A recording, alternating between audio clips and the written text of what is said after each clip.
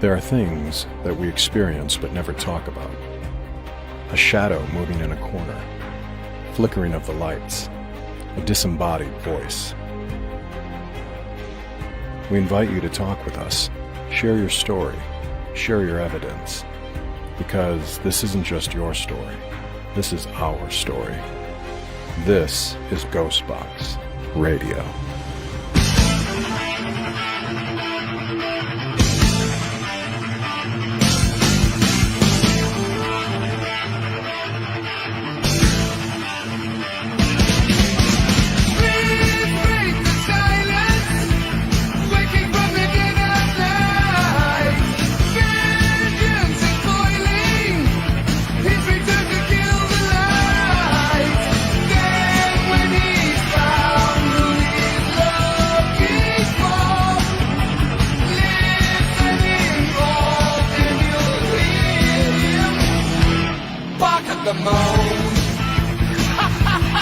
And this is Ghostbox Radio on AM 950, where every week we talk about the paranormal, ufology, Bigfoot, or just the unusual. My name is Greg Bakken, and thank you for joining me today.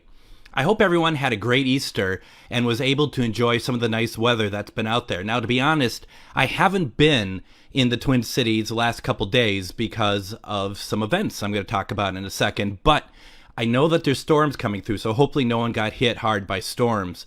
I've been traveling to some paranormal events in Salina, Kansas, where I attended an event at the temple with Mustafa and Daryl from the new Ghost Hunter series, and will be doing a live investigation from the temple tonight on Facebook that I think all of you should watch.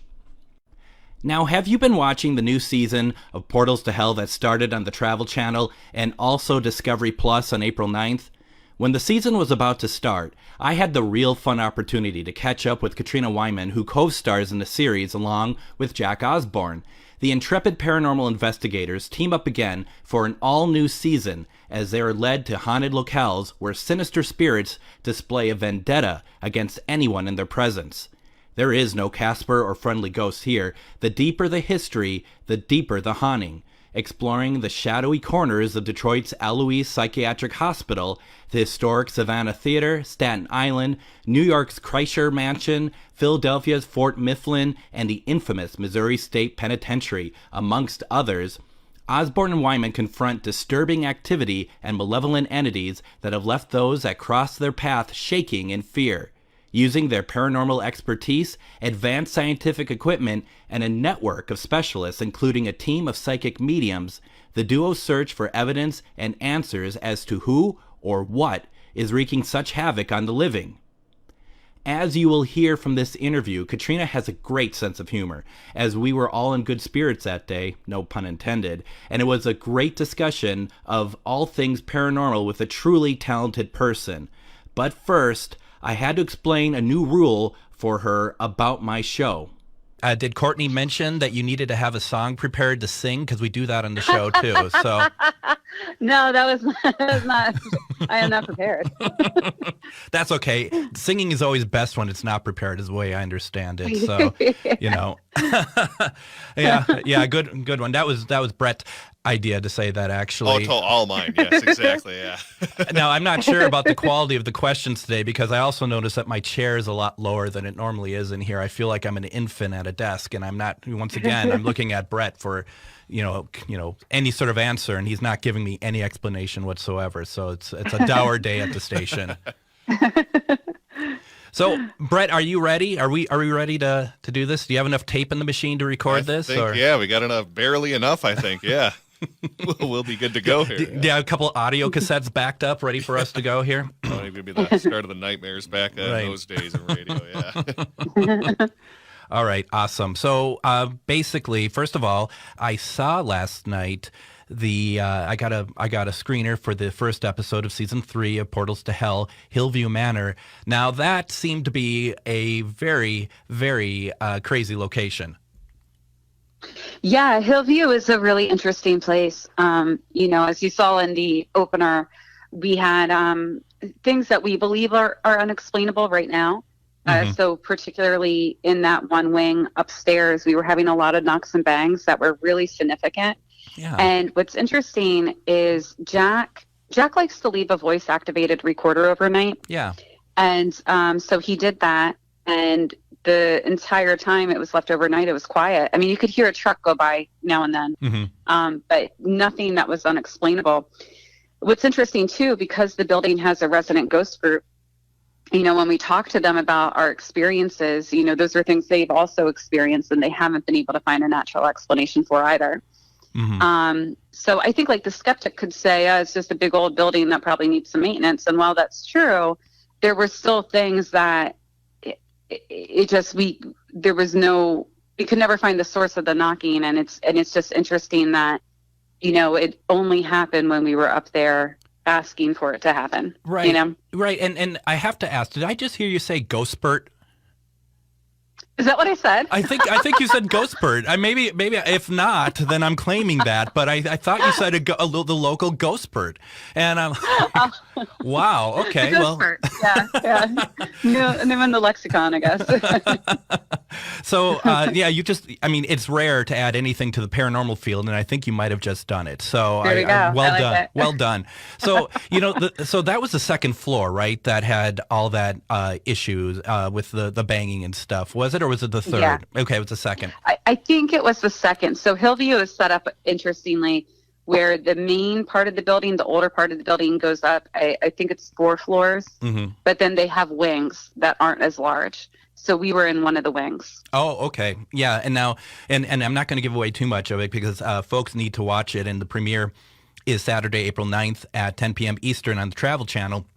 But that's the thing about it, is that as myself being an investigator, one thing that you're always looking for is some sort of intelligent response. So if you are, and Jack had been in this episode quite a bit, knocking on stuff, saying, I'm going to knock. And once you start getting responses, you do have to wonder, what is that? What's going on here? And I know that, like you said, it's easy for skeptics, and we have to be skeptical, but it's easy for them to be like, well, it's this and that, it's an old building. But when there is one in particular that really took, I think there's 2 that took you by surprise, like really took you by surprise. Yeah, because they were so loud and so significant where, we spent a couple of days in these buildings, and that was the only time really where it was so jarring as far as the noises go. And they seem to come during the times when we were asking for a response. So, and it's challenging as an investigator because, since nothing is proven in the field yet, it's all speculative. And so, we have to take that into consideration when we do the work. I like what you said, it's like when you're getting when it seems that you're getting responses to questions you're asking, and it seems like direct responses, it's, you got to take that into consideration as well. And I have an audience that absolutely loves watching the shows. They absolutely love, they're going to be so excited that you're on here. And one of the things that you just said about that, you've been there for a few days, at this location. That's one of the things as investigators also do, is that you're getting the vibe of the building, even regardless if you're even paying attention to it or not. And my guess is you and Jack are paying attention, that the nuances of the different types of sounds these buildings make by the time you're doing the investigation. So you are able to, I would believe, have a pretty good sense of something that's out of the ordinary. Yeah, for the most part, it's not, we're not as well versed as maybe a group that's there every weekend because we're only there for a few days. But one of the things that we do that doesn't really get shown on TV because it just, to be honest, it's boring. And if you're an investigator, it's boring. But like when we start our night investigations, we'll just sit quietly. Yep, absolutely. And we'll just listen and just, okay, what is that noise? Is that normal? Where is that coming from? And you kind of go through your night like that. You sit, you listen for a while, then you start your investigation. And you do that even during the day when you're doing interviews and when you're, walking around the place and taking a tour. You're kind of always on guard for what's natural versus what might be unexplainable. Could you imagine these shows starting with 10 minutes of silence somewhere in whole throughout these episodes? Well, it'd be so boring. It is boring when you're doing it. I think that's the thing. It's interesting when you meet somebody who's just getting into the field and they're like, I didn't realize like how how quiet it can be sometimes. And it's like, that's the majority of ghost hunting. Of course, like the show, it's, 3-4 days of investigating condensed into 44 minutes. So, you're getting kind of a very, I don't want to say a highlight reel of our investigation, but you're getting just everything kind of scrunched together of what we did over the last couple of days. Yeah. But it's very different when you're in the field. It is, because that's the thing that, like you said, you can go a whole night without getting a thing at Right. all. And that is something that is the case. And it's interesting. I wonder if that's changing at all. And it's just a very general question because it feels like that more and more. And I feel like that, one thing that the TV shows have done to a lot of people has actually made people feel okay to say that, I'm an empath. I feel like I might have some mediumship abilities, stuff like that. And I wonder if that starts to open up these places even more, because I do find more and more that it's less and less that I'm not getting anything at these investigations or events, that more than likely we're going to get at least one thing every time. And do you ever feel like that it's becoming more and more stuff happening when you go to these places? It's because of the amount of people, you mean? We're going to take our first break. When we come back, we're going to continue our conversation with Katrina Wyman from the Travel Channel and Discovery Plus series Portals to Hell. You are listening to Ghostbox Radio on AM 950.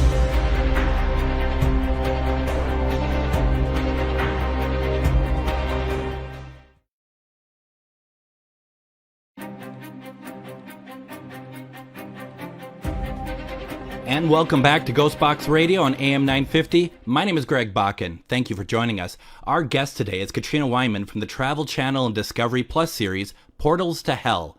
Let's continue on with my conversation with Katrina about the series. Do you ever feel like that it's becoming more and more stuff happening when you go to these places? It's because of the amount of people, you mean, that go through them? I think because I think people, like the general energy consciousness is kind of accepting it all much more now, where it maybe, I don't know, it just feels like that there is more and more of it actually coming out, and I just wonder if it's just the general population being more open to paranormal and claiming their own gifts, perhaps. Yeah. That actually opens it. I think there could be something to be said for that. Certainly, one of the benefits I think of the show's becoming popular is that it has really allowed people to explore those experiences. Because before, so many people kept them to themselves. Mm-hmm. And it's not even uncommon to see people still do that. I've worked with clients where they were completely ostracized from their communities and families once they went public. Mm-hmm. With, that their house was haunted. And that still happens, but, to your point, it's definitely less and less, and people are more comfortable. And even you can see it even in, earth-based religions like paganism or mm-hmm. Wicca, people are more accepting and willing to talk about that side of their life without judgment. Absolutely. And I think there's something to be said about the amount of people coming into spaces. But I think we've also seen that, at least it seems to have right now, that it could also have a negative effect. So mm-hmm. one of the things that, and I'm sure you've seen this in investigations too, you go and you talk to these location owners, and they can't be with someone 24/7. Yeah. They just can't. It's impossible. So they'll let groups come in, and they're not, of course they have their rules, but there's always going to be somebody that, breaks the rules. So I think more and more we've heard stories of people going in and kind of disrespecting the rules and maybe doing some things they shouldn't have. Mm-hmm. And then it seems like there's been a snowball of activity, usually not happy activity, that follows that. Mm-hmm. Yeah. So I definitely have seen more of that over the years. That's interesting, and I've certainly have gotten a lot of that too, where I've seen, especially, and this isn't anything against any of the shows or anything, but sometimes certain shows will do certain things people will see it, they'll go into a location and they will emulate that as well. Yeah. And you know, I have to say though, I've never seen, you know, not that it's me passing judgment or anything, but I've certainly never seen anything like that on any of your shows. You know, that's never been that way. It seems like it's been, you know, you're going in to document, you're going in to pick up anything there, but it's always been very respectful too. Yeah, I think if we've ever ventured into something that might be a little more considered disrespectful, we've had the permission of the owner to do it. You know, like for example, when Jack and I use Ouija boards, not that he and I have any, you know, prejudice against them, but we just know that some people aren't comfortable with it. Yeah. So, you know, we'll ask the location owner, are you okay if we do that? Like, you know, and they'll usually just say it's all right because, you know, they trust us or the people that we're working with. But yeah, I think the main thing if you're going out is just, if you're going to try something like that, you know, just ask the location owner to make sure they're okay with it. And, I also like know what you're doing. No, like, you know, well, there is that like, too. Yeah. Cause I feel like so many times you've run into people that, they're like, well, I tried this, but I don't really understand what I'm doing. And I think it made things worse. And, you know, I kid you not. I knew somebody. I mean, he's still around. I don't know how, but he's still around. He would take his Ouija board and he would like cut his hand and he would spread his own blood on the Ouija board and then try to summon spirits. And he would do this on like Facebook Lives and stuff. And it was like, oh my, that's kind of my thought too. And now that's never been on any TV show. I'm not trying to say that that's one of those examples. I'm just saying though that this is how it gets to like, people, like you said, people should know what they're doing. And I am a firm believer personally that if you're going to use something, you should be able to open and close a session and do, you know, whatever you need to do. But yeah, it's crazy what you see out there. And sometimes it actually makes like, you know, it makes you wonder about some of these locations. And Hillview, I've never been to myself. I've had a friend that's been there and she says it's pretty crazy there.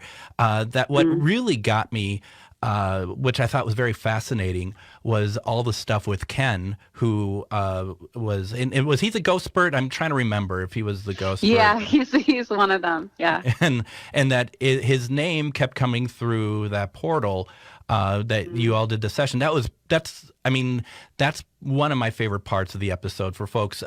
If when you watch it, really look out for that because those are some extremely well-defined responses.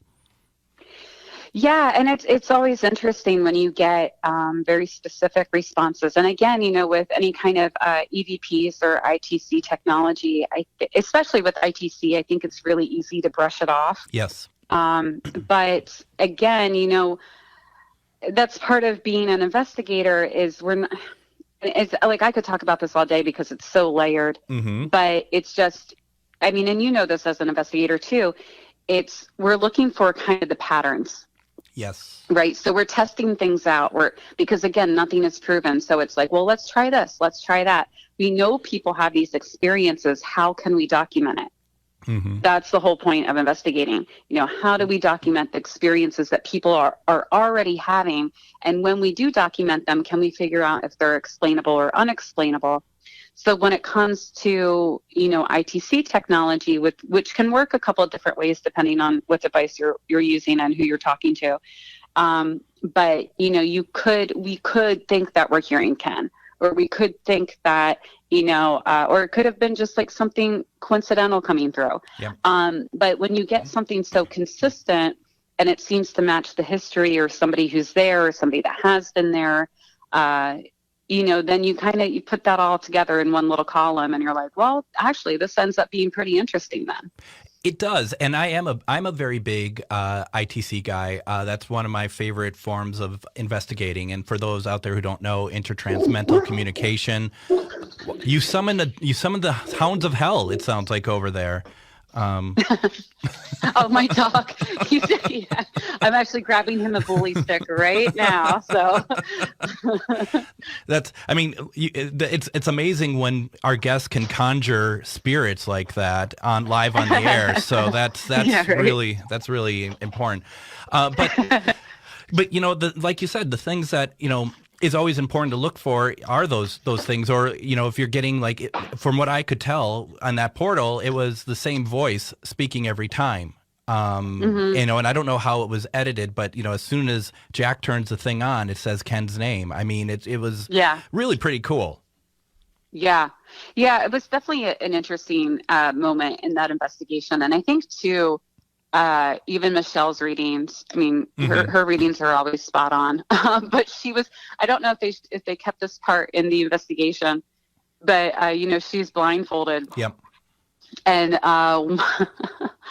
you know, she doesn't know where she is. She has no idea. And she can't see a lick in front of her because it's dark. And we're walking down that hallway where Ken has had a lot of experiences. And she says, we're like, Michelle, where do you want to go? And she's walking free. She's not attached to Jack at this point. And she's like, I need to go into this room. And she points left, and she, like, leads herself right to it and walks right into it. And it's the same room that Ken has had a lot of experiences. Yeah. And it's just like, you know, it's really, really fascinating to watch someone like her work. Let's take another break. When we come back, we're going to continue our conversation with Katrina Wyman from the Travel Channel and Discovery Plus series Portals to Hell. You're listening to Ghostbox Radio on AM 950.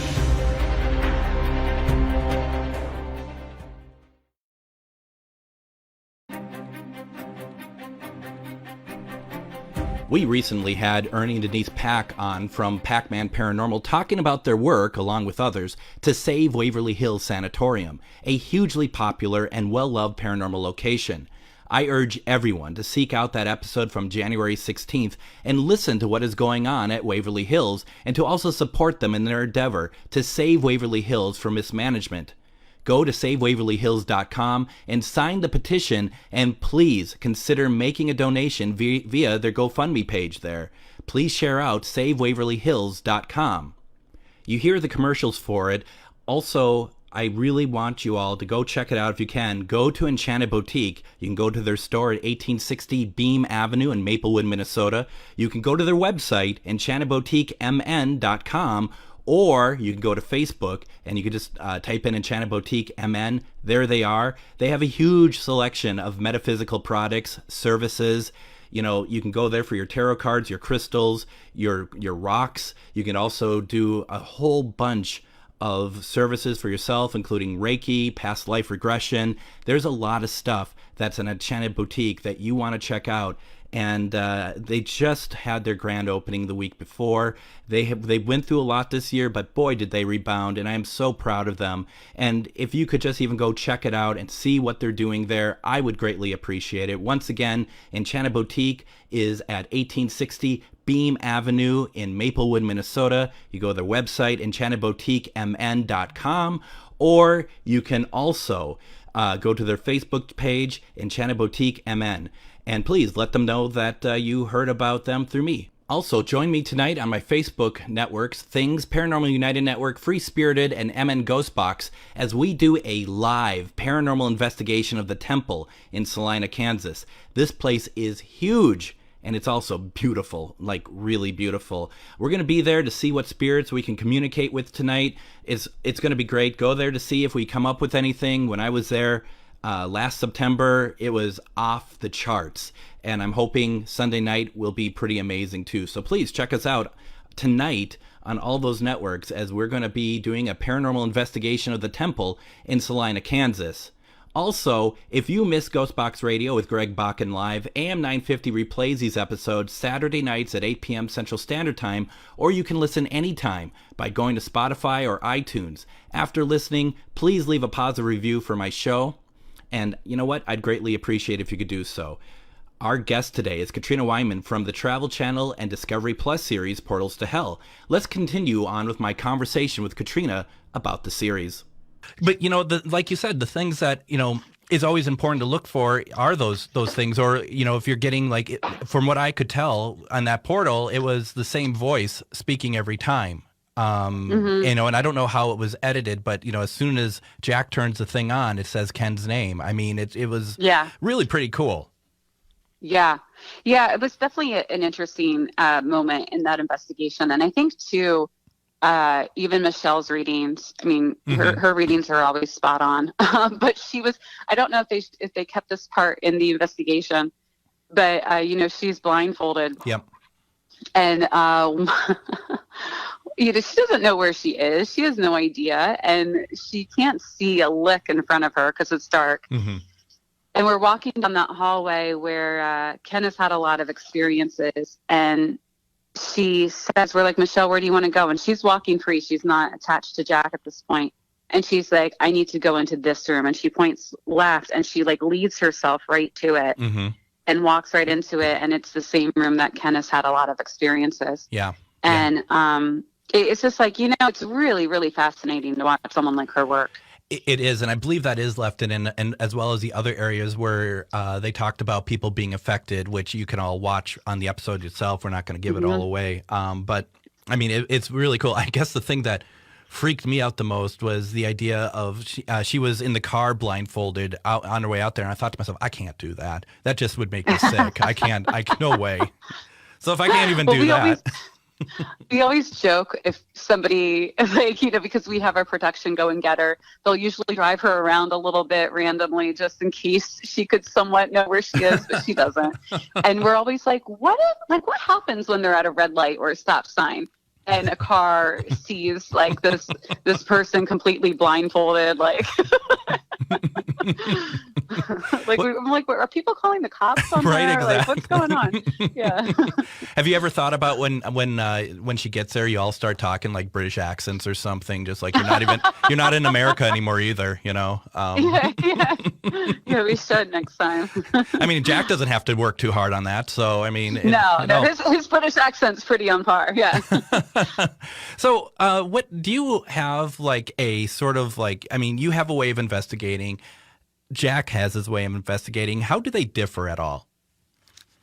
Well, I think I think it's just how our own experiences coming into play, because that's always part of it. And you always kind of have to strip that away a little bit.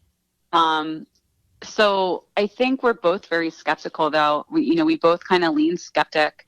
And not to say that we don't believe that things happen. Me personally, I always say I've never been more of a believer that strange things happen, but I've also never been more of a skeptic that we have the terms and definitions wrong, and so I think he and I tend to be on the same page about that kind of stuff. And then I don't really know that we differ that much other than I think maybe it's just our own experiences kind of playing into how much we're willing to put up with. Sure. As far as like how much, I might want to go to a place where people have claimed to have been scratched just because I've been scratched before. And I'm like, all right, I know I can handle it. I'm fine doing it, where, he might not feel comfortable with that, or vice versa. There might be a place where I don't necessarily want to go into and he's comfortable doing that. Like the physical stuff, he's more comfortable maybe getting a little dirty and into like a crawl space than I would be. So I think maybe if there's a difference, that's probably where it is. He does seem to have sometimes kind of, if I may, a resting Jack face. I think is kind of, just kind of, and it's like, but it's kind of like almost like I'm not impressed or whatever. And then sometimes he will say, "Okay, I'm impressed."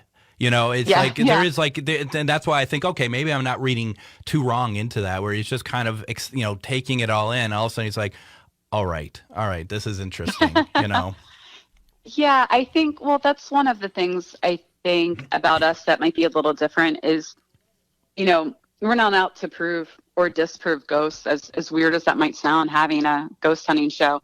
My goal personally has always been to document the experiences, whatever they might be, and to help whoever needs help, because that's where I started in the field. We started a client-based organization. Yep. So the number one goal in that organization is always to help the people that were being affected by it. And I've never lost that. And then the second part of that is to document what's happening. And then the third part is, can we figure out what's happening? But I always tell people, you're going to make your own conclusions, and I can't change anyone's mind on that. And I'm not trying to. It's just, I'm going to present you with what I know, what I've experienced, and draw your own conclusions at that point, I think that's, in my opinion, that's the best way to do it, because you'll go round and round for the rest of your life trying to either prove or disprove on whether one side or the other. It truly is, like, because I do a lot of spirit box work that, I'll play something that I'm really excited about, and someone will just be like, it sounds like nothing. And that's fair. Oh, yeah. It's totally fair. You got to get rid of the ego. Yeah. You got to get rid of the ego with your evidence. Totally. Yeah. You totally have to drop it. And and we see that all the time being on TV. People will try to debunk your evidence and, or they'll just tear it apart. And I get it. I totally get it. But I think one of the things that maybe comes up a lot that, I'm surprised about still is, and this as an investigator, when you're investigating, you tag things, right? Yep. So you're like, I'm feeling this. I'm gonna mention it. Or I thought I saw something, but I'm not sure, right? We call it tagging in the field. Mm-hmm. And I think so. Sometimes you'll see from people online being like, "Why are you doing like that? Didn't lead to anything. I don't care how you feel." It's like I get it, but that's actually part of the field. That's actually how we investigate. So like you're watching an investigation in real time, or not real time as in live, but you're watching an investigation as it unfolds. Absolutely. So that's, if you go on an investigation, you'll see investigators do that all the time. Yep. Now, have you ever thought, in that same vein, about devoting an episode to trying to unravel why people's stomachs go crazy during an investigation when you're doing EVP sessions and you're recording, and that when they don't when they don't tag it, it suddenly is like the demons coming through when you listen to it later? Yeah, right. You mean like just the normal grumblings of being hungry? Absolutely. It seems like every time we're on investigations, I think this is across the board. Anyone I've ever spoken to who's an investigator will always say, we're out there, we're doing investigation. We all ate beforehand, and then we start, recording and stuff, and you just hear the body, stuff start to happen, the stomachs and maybe other things. And, it's just like, please tag this, because we're going to listen to it later, and it's going to sound like it's Satan yelling at us. So, yeah. I know. I always feel bad because we run into the same thing, too, because, we have to take our lunch break halfway through filming. Mm-hmm. And so when we get back from lunch, we'll have it'll always happen. Like you said, it's just a normal body thing that happens. Yeah. And so I'll always be the one to be like, stomach growl, stomach, and I'll tag it for other people, especially for our crew, because they don't want to interrupt us.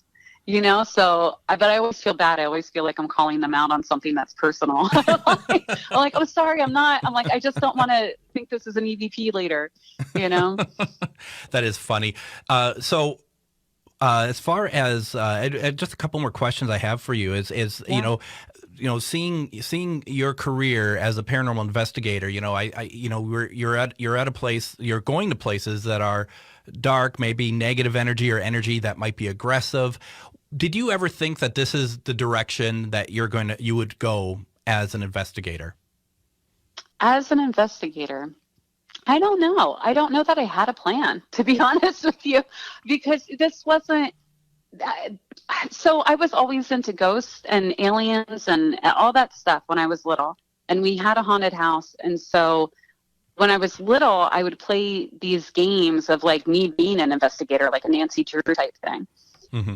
And I knew I wanted to always research and read this stuff, but it wasn't a career choice at all when I was a kid. I went to school for music and theater. So my plan was to work in the entertainment business. And it just so happened that kind of like two of my passions converged. But when I started to investigate professionally, again, it was about the people. It was never about the places.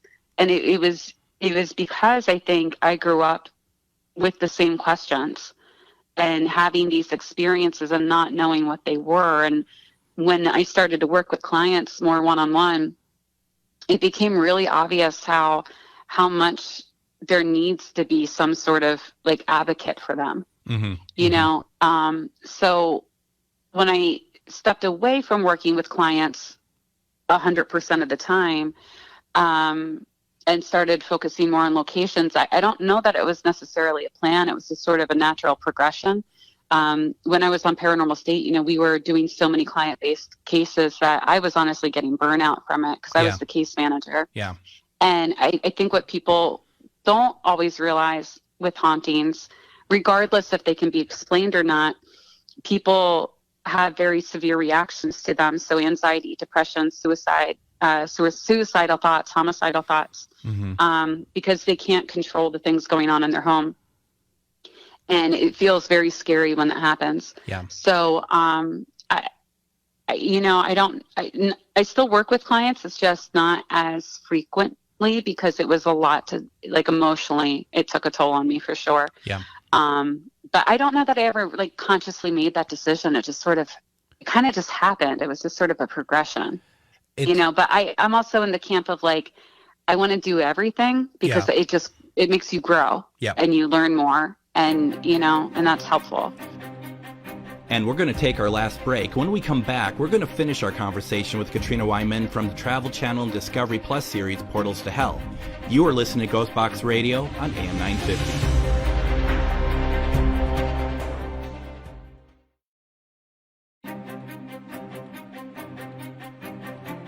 And next week on Ghostbox Radio with Greg Bakken, we're going a slightly different direction than paranormal, as I will be talking with Gerard Williams. Gerard wrote a book about the escape of Adolf Hitler after World War II. The book is called Grey Wolf, The Escape of Adolf Hitler. And Gerard also appeared on the History Channel series Hunting Hitler, which you can also see on Discovery Plus. This is a really interesting topic to me, and I can't wait to explore it with Gerard. He is so insightful and so intelligent. I think you're going to enjoy this, so please check us out next week. But for our final segment, we return to our guest today, Katrina Wyman from the Travel Channel and Discovery Plus series, Portals to Hell. Here's the rest of our conversation. It's interesting, too. I was just having this conversation with somebody when it comes to client-based investigations, that there's also an element of having to be to take care of yourself as well as making, because you're going to get people in who they need help. Some people need a different kind of help than what they think that they need, and you have to make sure you got to protect yourself before walking into a situation of a home or a business where you are not 100% sure of the mental state of the person that you are trying to help. Yes, yeah, and it's something we ran up against a lot, and we still run up against it, even when we're just focusing on locations. And it's something that I really caution people if they're going to get into the field, especially if you're going to work with clients. Please make sure that you have a therapist or a psychologist who's willing to work with you guys. Because that was one of the reasons I did crisis counseling on a volunteer basis for 10 years. And there were two reasons I started. One of the reasons, though, was because of the experiences I was having investigating and working with clients, because it was just so, I didn't know. I was still like really early 20s and I had no idea, and it was kind of the first time I had been exposed to certain mental health issues in that way before. And so it's just really so important to be educated and be able to recognize the signs so you can get somebody the help that they need. Absolutely. No, so well said. So season 3 of Portals to Hell, what are you able to tell us anything else that we could look forward to this season that really stood out for you? Yes. So we had some of my favorite locations ever this season. We go to Marfa, Texas, which their slogan for their town is, I think it's hard to get to, harder to explain, which is very true. And it is just a magical town where they have these light anomalies that show up in the desert, and we got to witness those. And, wow. And then we go to a place called Ernestine and Hazel's in Memphis, Tennessee, which is like an old hangout for all the blues and blues singers of that time, and it's amazing. And then, of course, we have, so on the history side, there's so much. We go to a magician's theater, which was incredible. And there's a lot of weird, quirky experiences, I feel like, throughout this whole season. It was just a really interesting, different batch of locations that we had. And I think it's reflected in the types of experiences we had, too.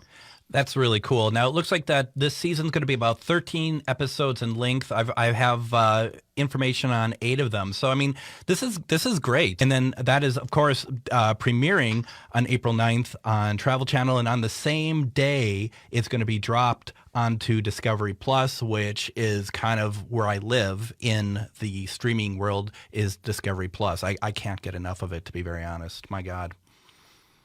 That's even a question. That was just me. I just fanning over Discovery Plus. I just got, let alone all the paranormal shows and stuff. I've been drowning in Anthony Bourdain, No Reservations. That's always was one of my favorite shows. And seeing that they're all there, I can't stop watching it. So it's good stuff. Yeah.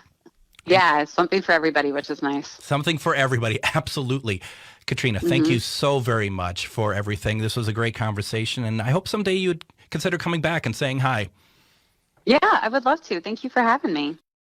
And that was a great conversation with Katrina Weidman. Thank you so very much, Katrina, for taking part in a conversation tonight, being in such a good mood and being so passionate about the paranormal. I absolutely love having conversations like that, and she is so insightful.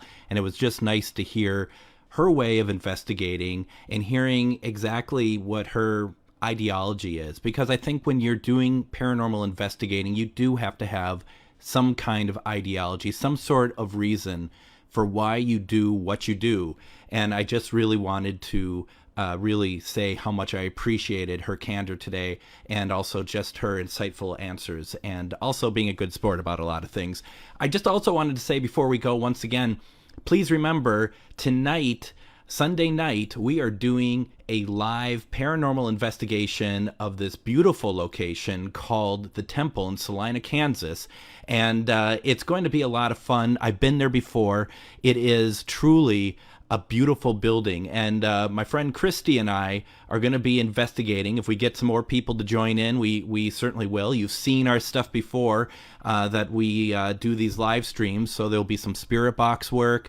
There's going to be just a lot of being able to walk around and seeing how amazing this location truly is. And I do want to urge everyone, once again, we're going to be on the Things Network, Paranormal United Network. We're going to be on Free Spirited. We're going to be on MN Ghostbox. All these wonderful places that are going to be able to see this location. And this temple, which was once a Masonic temple, is no longer in use by the Masons, but it looks like that it hasn't been touched by them in a long time. It's kept up. It's absolutely beautiful, but I tell you, this is a beautiful location. And it's last time I was there, we had a lot of activity that was actually very intelligent to the location. Lots of things being said there. So please watch us tonight.